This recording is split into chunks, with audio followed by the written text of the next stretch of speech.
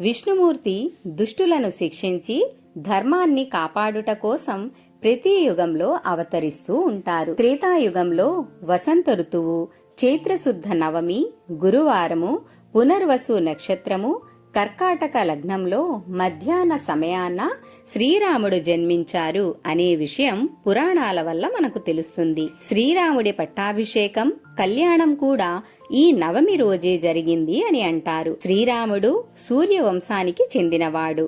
ఈ వంశంలో ఇక్ష్వాకు మరియు రఘు అనే మహారాజుల కీర్తి శ్రీరామునికి అందింది. శ్రీరాముడు దేశాన్ని సుమారు 1000 ఏళ్ల వరకు పాలించారు. ఇతని పాలన స్వర్ణయుగంగా చెప్పబడుతుంది. ఎటువంటి కల్మషం లేదు. పేదరికం అనేది అస్సలే లేదు. రామరాజ్యం అనేది అంత గొప్పగా ఉండేదట. శ్రీ మహావిష్ణువే రాముడిగా అవతరించారు. సాక్షాత్తు లక్ష్మీదేవి సీతామాతగా, అనంతశేషు అనే సర్పం లక్ష్మణుడిగా, శంఖచక్రాలు భరత శత్రుఘ్నులుగా అవతరించారు అని అంటారు. శ్రీరాముడి జీవితం మొత్తం ఒకరితో ఒకరు ఎలా ఉండాలి, ఎలా ప్రవర్తించాలి అనే విషయాన్ని తెలియజేస్తుంది. తోడబుట్టిన వాళ్లతో ఎలా మెలగాలి, ప్రజల మన్ననలు ఎలా పొందాలి, క్షమాగుణం, ప్రశాంతత, సహనం అనే ఎన్నో విలువల గురించి తెలియజేస్తుంది. కులం, మతం వంటి సామాజిక అడ్డుకట్టలను ఎలా అధిగమించాలి, స్నేహం విలువ ఎలా పెంచాలి అంటూ ఏకపత్నీవ్రతుడుగా పేరు పొందారు. సీతారాముల జీవితం రామాయణంగా ప్రసిద్ధి చెందింది. 24,000 శ్లోకాలతో కూడిన రామాయణం భారతదేశంలో ఉన్న ప్రజలపై మంచి ప్రభావాన్ని చూపుతుంది. ఇప్పుడు మనం రామాయణంలో అసలు విషయం గురించి తెలుసుకుందాం. అయోధ్య నగరం రాజధానిగా కోశల దేశాన్ని ఇక్ష్వాకు వంశానికి రాజైన దశరథుడు పాలిస్తున్నాడు. అతడికి కౌశల్య, కైకేయి, సుమిత్రలుగా 3 భార్యలుండేవారు. పిల్లలు లేని కారణంగా దశరథుడు పుత్రకామేశ్వరి యాగం చేస్తాడు. తరువాత ఆ రాజుకి 4 బిడ్డలు జన్మించారు. వారికి రాముడు, భరతుడు, లక్ష్మణుడు, శత్రుఘ్నుడు అని నామకరణం చేశారు. వారి కులగురువు అయిన వశిష్ఠుని వద్ద ఈ 4 బాలులు సకల విద్యలను అభ్యసించారు. ఒకసారి విశ్వామిత్ర మహర్షి దశరథుని వద్దకు వచ్చి రామ లక్ష్మణులను తనతో పంపమని చెప్పి తనతో తీసుకువెళ్లి వారిని ఎన్నో అస్త్రశస్త్రాల విద్యా రహస్యాలను బోధించారు. దారిలో రామలక్ష్మణులు తాటకి అనే రాక్షసిని సంహరించారు. గంగా నదిని దర్శించారు. రాముడి పాదములు సోకి అహల్యకు శాప విమోచనం కలిగింది. రామలక్ష్మణుల రక్షణలో ఋషులందరి యాగములు జయప్రదంగా జరిగాయి. మారీచుడు, సుబాహు వంటి రాక్షస గణములు దండింపబడ్డారు. తిరుగుదారిలో వారు జనకుని రాజధాని అయిన మిథిలా నగరం చేరి అక్కడ సీతా స్వయంవరంలో శ్రీరాముడు శివుని ఇల్లు విరిచి సీతకు వరుడై సీతారాములు, ఊర్మిళ లక్ష్మణులు, మాండవి భరతులు, శృతకీర్తి శత్రుఘ్నుల వివాహం కనుల పండుగగా జరిగింది. శివుడి విల్లు విరిచిన తరువాత శ్రీరామునికి ఎదురించిన పరశురాముడు వాళ్ళిద్దరూ విష్ణు స్వరూపులే అన్న విషయం తెలుసుకున్నారు.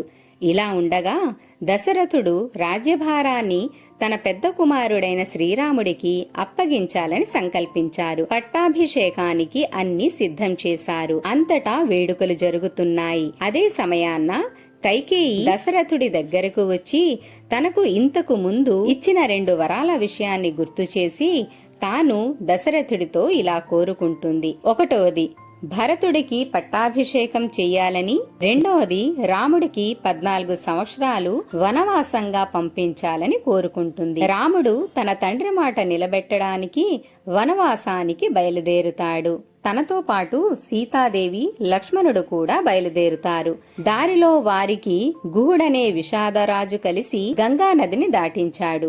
రాముడికై విలపిస్తున్న దశరథుడు మరణిస్తాడు. తన మామయ్య ఇంట్లో ఉన్న భరతుడు తిరిగొచ్చి సైన్యంతో అడవికి వెళ్లి నీకు చెందవలసిన రాజ్యం నా వంటి అల్పుడు పాలించలేడు. నా తల్లి తప్పును మన్నించి అయోధ్యకు తిరిగి వచ్చి మా అందరినీ ఈలుకోమని ప్రార్థిస్తాడు శ్రీరాముడితో. తండ్రి మరణ వార్త విన్న రాముడు దుఃఖించాడు. కాని తండ్రి మాట నిలబెట్టడం మన కర్తవ్యం అని చెప్పి వనవాస దీక్షను పూర్తి చేయవలసిందే అన్న మాట విని భరతుడు ఇలా అంటాడు, అయితే 14 సంవత్సరాల తరువాత నీవు అయోధ్యకు రావడం ఒక్కరోజు ఆలస్యమైనా నేను ప్రాణాలు త్యజిస్తాను అని అంటాడు. అంతవరకు నీ పాదుకలను సింహాసనంపై ఉంచి నేను రాజ్యపాలన నిర్వహిస్తాను అని చెప్పి తిరిగి అయోధ్యకు బయలుదేరుతాడు. సీత, రామలక్ష్మణులు మందాకిని తీరాన చిత్రకూటం అని సుందర ప్రదేశంలో ఒక పర్ణశాలను నిర్మించుకుని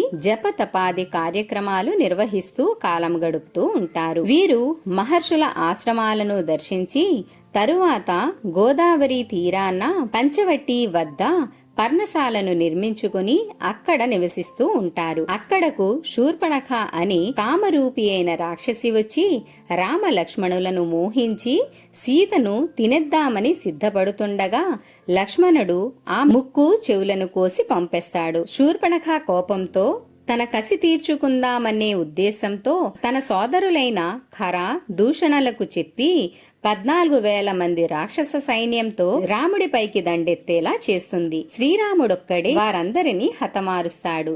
ఇది చూసి శూర్పణఖ వెళ్లి రావణుడితో మొరపెట్టుకుంటుంది. రావణాసురుడు మారీచుడనే రాక్షసుడిని మాయలేడి రూపంలో పంపి రామలక్ష్మణులను దూరంగా వెళ్లేలా చేసి తాను సీతను అపహరిస్తాడు. సీత కనిపించక హతాశులైన రామలక్ష్మణులు ఆమెను వెతుకుట ఆరంభించారు. కొన ఊపిరితో ఉన్న జటాయు వారిని సీతా అపహరణం గురించి తెలిపి రాముని చేతిలోనే కన్నుమూస్తాడు. విషయం తెలుసుకున్న రామలక్ష్మణులు ఋష్యముఖ పర్వతం వైపు బయలుదేరుతారు. దారిలో వారి కోసం ఎదురు చూస్తున్న శబరి ఆతిథ్యాన్ని స్వీకరిస్తారు. రాముడు, వానరుడైన సుగ్రీవుడు అగ్నిసాక్షిగా మిత్రులయ్యారు. వాలిని వధించి శ్రీరాముడు సుగ్రీవునకు వానర రాజ్యాన్ని కట్టబెడతాడు. తరువాత సుగ్రీవుడు వానరులను నలుదిక్కులకు సీతా అన్వేషణ నిమిత్తము అంగదుడి నాయకత్వంలో పంపిస్తాడు. వారు అనేక అవాంతరాలను అధిగమించి దక్షిణ సముద్ర తీరానికి చేరుకుంటారు. అక్కడ్నుండి 100 యోజనాలు విస్తీర్ణములో ఉన్న సముద్రము దాటి లంకకు వెళ్లి సీతను వెతకటానికి హనుమంతుడు మహాతేజంతో దేవతలను మ్రొక్కి మహేంద్రగిరిపై నుండి లంఘించి రామబాణంలా లంకకు చేరుకుని చీకటి పడిన తరువాత లంకిణిని దండించి లంకలో ప్రవేశించి సీతను వెతకసాగారు. అశోకవనములో వెతుకుతుండగా అక్కడ శిశుంస వృక్షం క్రింద రాక్షస కాంతలతో పీడింపబడుతూ భయంతో కృషించిన సీతను చూసి ఈమె సీతయే అని నిర్ధారించుకుని సీతను కనిపించి మెల్లగా తన వృత్తాంతాన్ని తెలియజేసి రాముడి దుఃఖముని వివరించి రాముడిచ్చిన ఉంగరాన్ని తనకు అందిస్తారు.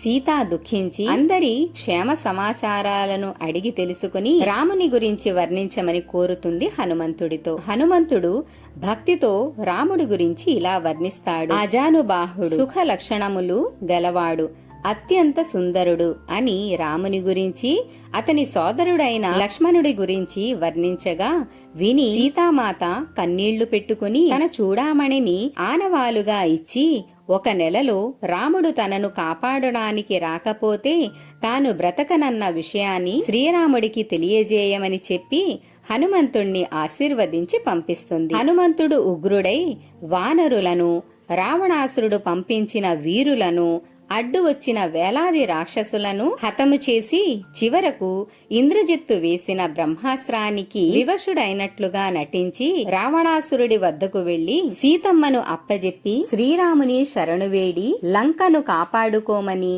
ప్రాణాలు దక్కించుకోమని హితవు చెప్తాడు. ఇది విన్న రావణాసురుడు ఉగ్రుడై హనుమంతుని తోకకు నిప్పు అంటించమని ఆదేశిస్తాడు. కాలిన తోకతో హనుమంతుడు లంకను దహించి మరొక్కసారి సీతను దర్శించి వెనక్కు ప్రయాణమై మహేంద్రగిరిపైకి చేరుకుంటాడు. చూశాను, నేను సీతమ్మను చూశాను అని జరిగిన విషయాన్ని సహచరులకు వివరించాడు. అందరూ కలిసి సుగ్రీవుడు, రామలక్ష్మణులు ఉన్న చోటకు చేరి సీతమ్మ జాడను, ఆమె సందేశమును వివరించి సీతామాత ఇచ్చిన చూడామణిని అందజేస్తూ ఆపై చెయ్యవలసిన కార్యక్రమాలపై ఆలోచించమని కోరాడు. హనుమంతుడు చేసిన మహోపకారానికి శ్రీరాముడు ఇలా అంటారు.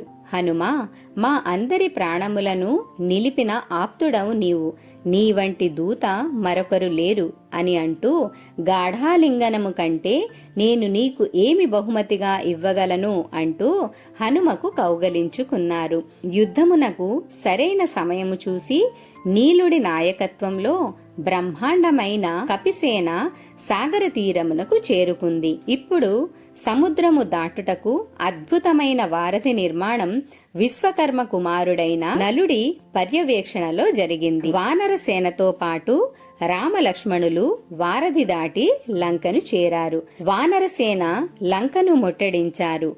మహాయుద్ధం జరిగింది. వానరుల చేతిలో రాక్షస వీరులు ఓడిపోతున్నారు. దాంతో ఇంద్రజిత్తు మాయాయుద్ధం ఆరంభించి నాగాస్త్రంతో రామలక్ష్మణులను వివశులను చేసి శత్రు సైన్యాన్ని భయకంపితులను చేసేలా చూశాడు. ఆ సమయాన గరుత్మంతుడు మహాప్రభంజనంలా వచ్చి వారిని నాగబంధం నుండి విముక్తి చేశాడు. అనేక మంది రాక్షస వీరులు రామలక్ష్మణుల చేత హతమార్చబడ్డారు. ఇది చూసి రావణాసురుడు తన సోదరుడైన కుంభకర్ణుణ్ణి నిదురలేపి యుద్ధానికి పంపిస్తాడు.